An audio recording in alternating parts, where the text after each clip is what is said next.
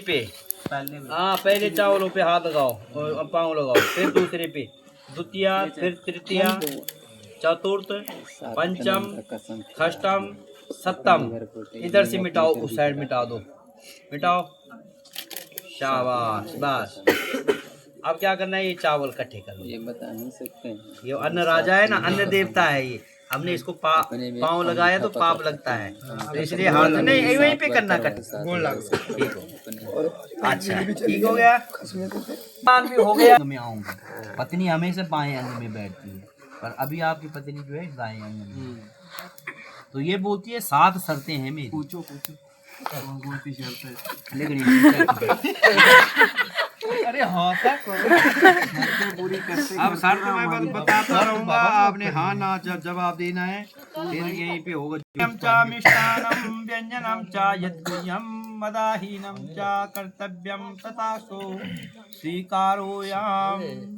बोल रहा है लड़का, लड़की बोल रही है, घर में जितना धन धान्य, मधुर पदार्थ, विविध भोजन आदि की वस्तुएं जो कुछ लावे, वह सब मुझको समर्पण करना होगा। क्या बोलती है, जितना आप बाहर से खाने पीने का सामान लाओगे, कोई रुपये पैसा लाओगे, वो सब इनके हाथ में देना होगा। आज तक तो जैसा लाया ऐसा जहाँ चाहे वहाँ कर दिया है, पर अब ऐसा नहीं चलेगा। फिर क्या बोलती है, सामान रखने के लिए जो कुछ धन बाहर से आपको मिले वह घर में लाना। दिहाड़ी मजदूरी नौकरी चाकरी जो भी करते हैं, पगार मिले दिहाड़ी मिले, वो घर लानी, अपनी पत्नी के हाथ भी देनी है, वही खर्चा चलाएगी। ठीक है, ये नहीं कि बार बार ये कर दिया हो गुल, ठीक ऐसे नहीं करना है। फिर क्या बोलती है, वह घर में लाना, घर से बाहर बिना विशेष कारण कभी नहीं जाना, पत्नी पूछ के ही जाना है।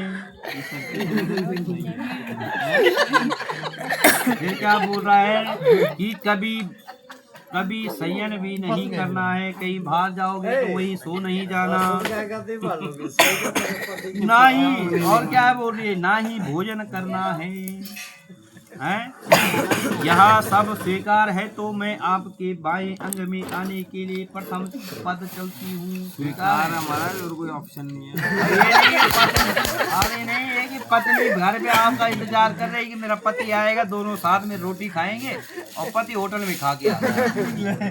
ये नहीं चलेगा। यहाँ तक चल गया, गए बर्गर खा के आगे पेट भर गया, वो नहीं चलेगा। लाने में तो 2 बर्गर लाए, एक पत्नी के लिए, एक इकट्ठे में। फिर जो है क्या बोल रहा है, बर बोल रहा है, विष्णु रूपी मैं तुम्हें दूसरे पद बल एवं पुष्टि के लिए चलता हूँ। तेरा दूसरा पद हमारे घर में सभी जीवों को धन युक्त बनाओ। फिर जो है दूसरे वचन में लड़की बोलती है कि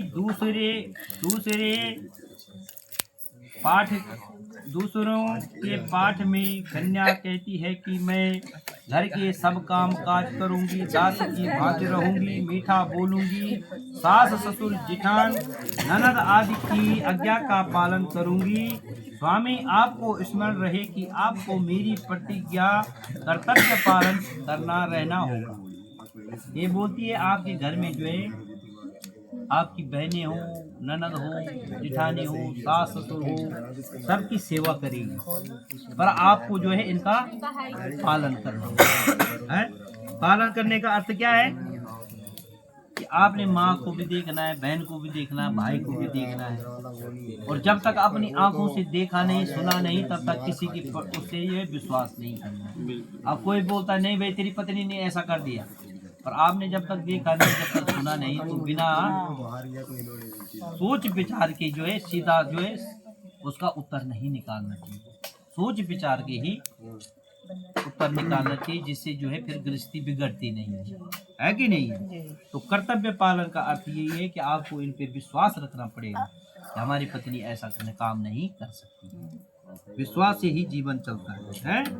फिर तीसरे पद में कन्या बोलती है कि मुझे मेरे माता पिता ने बड़े कष्ट से पाला है और उन्होंने ही अग्नि के समीप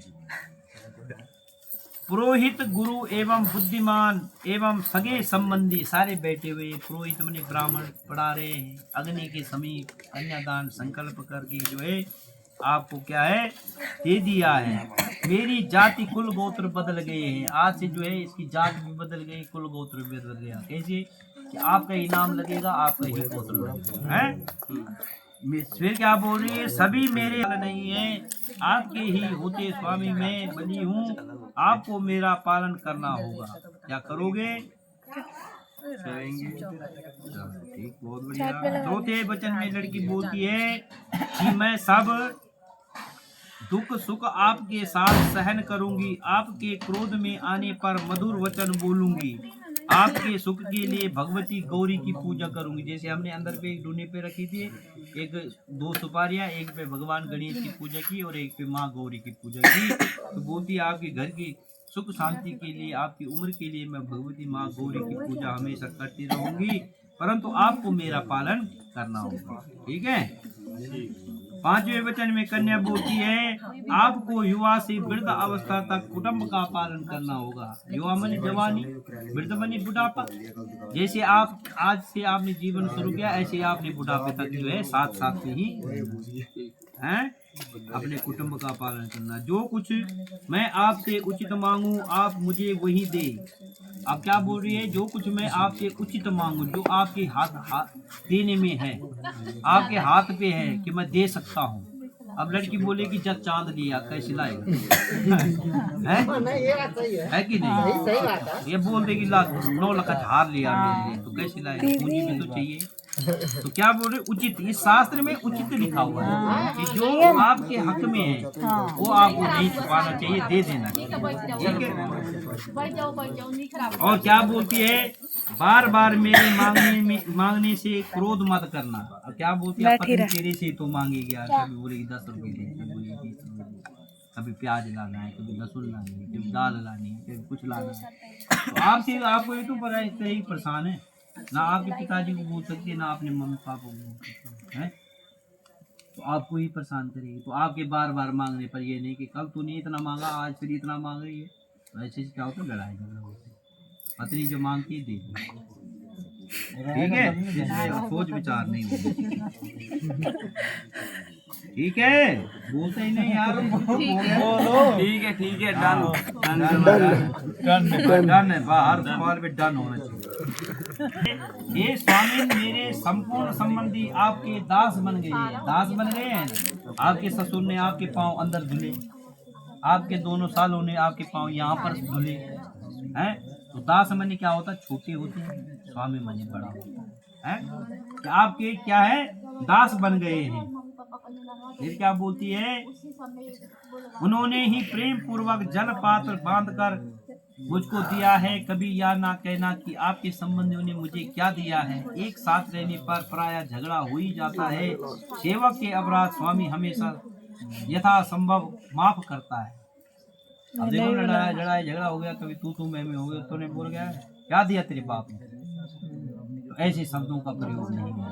वो कौन किसी को दे सकता है यार। किसी के देने से किसी की पूर्ति नहीं होती। अपनी मेहनत से हम 2 रुपए भी कमाए उसी में पूर्ति है। तो कोई हमें लाखों रुपए भी दे तो उसमें बरकत नहीं। ठीक है, तो इसीलिए खुद आपने अपना जीवन शुरू करना है, खुद ही कमाना है, किसी पे डिपेंड नहीं रहना है। ठीक है।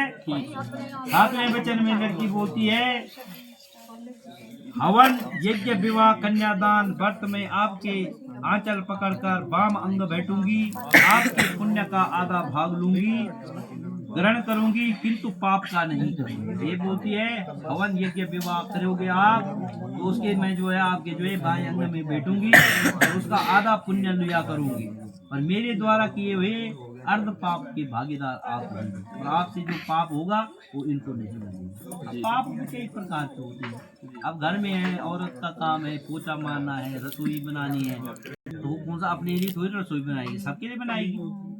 ठीक है, तो यही फर्क है। तो फिर क्या बोलती है, परंतु मेरे द्वारा किए गए आप अर्ध पाप के भागीदार आप होंगे। यदि आपको आप स्वीकार है तो मैं आपके वाम अंग में आने के लिए तैयार हूं। स्वीकार है, स्वीकार। ठीक है, डन। अब जो है 7 वचन लड़की के हो गए हैं, 8वां वचन लड़के का है। लड़के का एक वचन लड़के का भी है। लड़का क्या बोलता है? सत्य तथा प्रेम भाषा क्रोध तथा आलस्य से रहित होकर मेरे वचनों का मान करना, हमेशा सच बोलना, ठीक है, और सत्य बोलना। यदि एक बार झूठ बोल दिया किसी ने ना, तो वो आदमी कभी किसी की नजरों में उठ नहीं सकता है। और किसी पे से एक बार भरोसा उठ गया तो उस पर भरोसा नहीं बन सकता है। तो यही लड़का पहले शब्द में बोल रहा है, हमेशा सच बोलना और हमेशा जो है प्यार से बोलना। जो भी कहा, कभी क्रोध में मत बोलना। अब ये पत्नी का फर्ज भी तो बनता है कि पति हारा थका आ रहा है तो उसको एक गिलास पानी पिलाए, रोटी खिलाए। अब बाहर में भी कई टेंशन होती है, कभी नौकरी में लड़ाई झगड़ा हो गया, कभी दिहाड़ी मजदूर के साथ लड़ाई झगड़ा हो गया, ठेकेदार के साथ हो गया, और बंदा घर जा रहा है, तो ऐसा नहीं होगा। पत्नी का भी फर्ज बनता है कि पति आए उसको प्यार से एक गिलास पानी पिलाए, फुल्की खिलाए, फिर जाके बात आगे की है। फिर क्या बोलती है लड़की? लड़का, मेरे माता पिता तथा सबका प्रेम पूर्वक सत्कार करना, इन सभी गुणों को यदि तू मानती है तो मैं तेरा पालन जरूर करूंगा। बगीचे में शराबियों के स्थान में ना जाना, बिना कारण दूसरे के घर में कभी नहीं जाना, पर पुरुष के साथ क्रीड़ा गाना बजाना, व्यर्था हंसना आदि छोड़ना होगा। गृह के भीतर सुख दुख मेरे साथ ही भोगती हुई स्थिति होगी तो मैं अवश्य तुम्हारा पालन करूंगा। यदि तुम मेरे मन के अनुसार चलोगी, मेरी आज्ञा के अनुसार चलती हुई पतिव्रता धर्म का पालन करोगी, तो मैं भी तुम्हारी सभी बातें मानूंगा। बिना पत्नी का जो है गृहस्थ का पालन नहीं हो सकता है। अतः तुम मेरी विश्वास पात्र बनो, अब तुम मेरे बाएं अंग में आ जाओ। तो लड़का भी यही बोल रहा है, कहीं भी जाना है, घूमने जाना है, अपने लेके आना है तो अपने पति को साथ में नहीं है घर में तो बता के आ जाओ, बिना बताए नहीं जाना, बिना पूछे नहीं जाना। और क्या बोलती है? लड़का बोल ही रहा है कि देखो वो भी तो विवाह इसीलिए करता है कि उसकी गृहस्थी बसे, क्योंकि बिना पत्नी की गृहस्थी हो नहीं सकती। पान की जय, दरबार की जय। करो आसन, आप उस साइड चले जाओ, आप इस साइड। चल बाबू अब ले आओ सिंदूर, ले आओ सिंदूर, ले आओ।